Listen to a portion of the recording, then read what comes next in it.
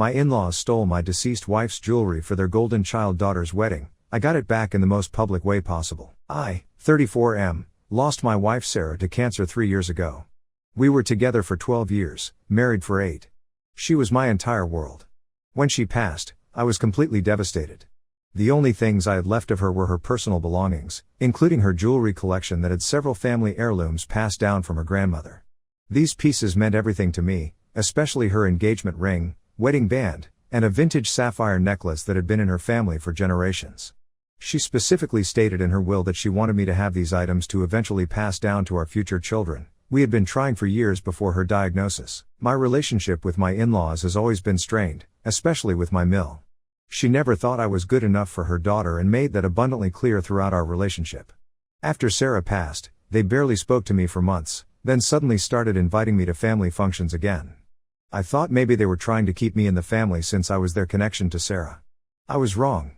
So wrong. Last weekend, I was invited to Sunday dinner at their house. When I arrived, Mill was acting strange, overly nice, constantly asking if I wanted more food or drinks. My sil Amber, 32F, was there with her fiancé Brad. Amber has always been the golden child.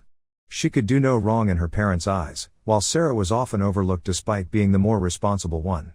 That dynamic continued even after Sarah's death, with them constantly bringing up Amber's accomplishments anytime I mentioned something about Sarah. Anyway, during dinner, Mill announced that Amber and Brad had set a wedding date for this summer.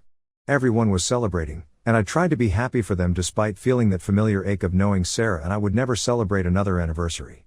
Then Amber dropped the bomb that destroyed what little peace I had managed to build in the 3 years since losing my wife. Oh, and Mom gave me Sarah's jewelry collection for the wedding. I'll be wearing her sapphire necklace as my something blue and borrowed. It's perfect. I nearly choked on my food. What did you just say? I asked, thinking I must have misheard. Mill jumped in, well, those pieces were family heirlooms, and since you and Sarah never had children, they should stay in the family. Amber will make better use of them. I was in complete shock. Those items legally belong to me. Sarah left them to me in her will. Mill waved her hand dismissively. That's just a piece of paper. Blood is thicker than water. Besides, you've had them for 3 years just sitting in a box.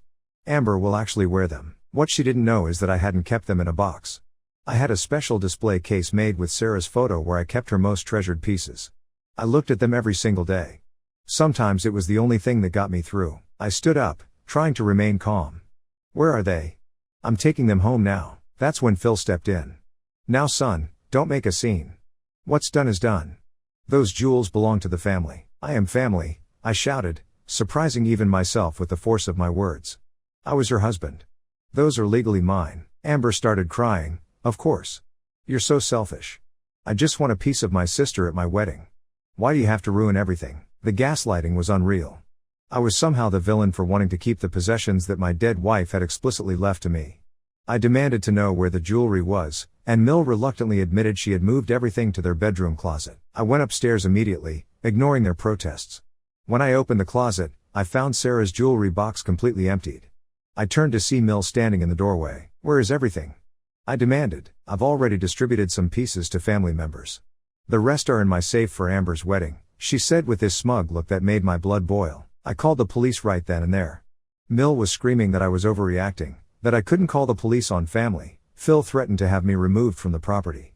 Amber wailed about how I was ruining her wedding before it even happened. The police arrived and I explained the situation, showing them a digital copy of Sarah's will on my phone where she clearly stated all her personal belongings were to go to me. The officers explained that this was a civil matter but helped mediate. After 2 hours of the most stressful confrontation of my life, Mill finally opened her safe and returned some of the items, but claimed several pieces were missing or already given away. I left with what I could recover, but I knew this wasn't over. The next day, I contacted a lawyer who specialized in estate theft. He was furious on my behalf and immediately sent a formal legal letter to my in-laws demanding the return of all items within 48 hours or face legal consequences. Instead of complying, Mill called me crying, saying I was tearing the family apart over just things. She tried to guilt me by saying Sarah would be ashamed of my behavior. That was the moment something inside me snapped. Sarah would never have wanted her family to steal from me, especially not items she specifically left to me. My lawyer advised me that we could file a police report for theft and pursue both criminal charges and a civil lawsuit. I gave the green light immediately. 2 days later, Police officers showed up at my in-laws' home with a search warrant.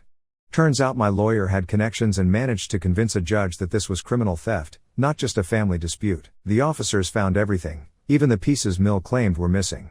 They had hidden Sarah's most valuable jewelry in a lockbox in their attic. Every single piece was catalogued and returned to me by the end of the week, but that wasn't enough. Not after what they put me through. Not after they tried to steal the last physical connections I had to my wife. Yesterday was Amber's engagement party. I hadn't planned to attend, but my lawyer suggested something that, while petty, felt like perfect justice. I showed up unannounced, walked in during the toast, and placed a manila envelope on the gift table. Inside was a copy of the police report, photographs of the officers recovering the stolen jewelry from their attic, and copies of Sarah's while highlighting the sections that left everything to me. I didn't say a word. I didn't have to. The whispers started immediately as Phil opened the envelope and his face turned ashen. Mill tried to usher me out, but I stood my ground. I just wanted to give Amber an engagement gift. The gift of truth, I said loud enough for nearby guests to hear. Then I walked out, leaving chaos behind me. My phone has been blowing up with texts and calls from extended family members who had no idea what Mill and Phil had done. Apparently, they had told everyone that I had generously donated Sarah's jewelry to Amber for her wedding. Now everyone knows the truth. Mill is threatening to sue me for defamation and emotional distress. My lawyer says she doesn't have a leg to stand on. Amber's future in-laws are apparently reconsidering the engagement after seeing this side of the family. Brad called me this morning to apologize, saying he had no idea the jewelry was stolen. He sounded genuinely horrified by his future in-laws' actions. Part of me feels guilty for potentially ruining their relationship, but a bigger part of me feels vindicated. These people tried to steal my dead wife's most precious possessions and gaslit me when I caught them. They violated not just my property rights but Sarah's explicit wishes. I'm now considering cutting all contact with Sarah's family. I've put up with their subtle and not so subtle jabs for years because I thought maintaining a relationship with them kept me connected to Sarah somehow. But now I realize Sarah would be appalled by their behavior. Am I the asshole for exposing them at the engagement party? Should I have handled this differently? I can't help but wonder if Sarah would be disappointed in how I've handled this situation. But then I remember how she always stood up to her parents when they were being unreasonable, and I think maybe she would be proud. And for those who might suggest I should have just let Amber borrow the necklace for the wedding, that wasn't what this was about. They didn't ask to borrow it, they stole it, along with everything else. If they had approached me respectfully and asked to borrow something to remember Sarah by, I probably would have agreed. But they chose to take everything, as if my connection to Sarah meant nothing compared to their blood relation. I'm still shaking typing this out. The audacity of these people is unbelievable. And the worst part? I know this isn't over. Mill is the type to hold grudges forever, and I've just publicly humiliated her. But I don't regret it. For the first time in 3 years, I feel like I've actually honored Sarah's memory by standing up for myself the way she always encouraged me to do. So Reddit, what do you think? Did I go too far? Or did they get exactly what they deserved?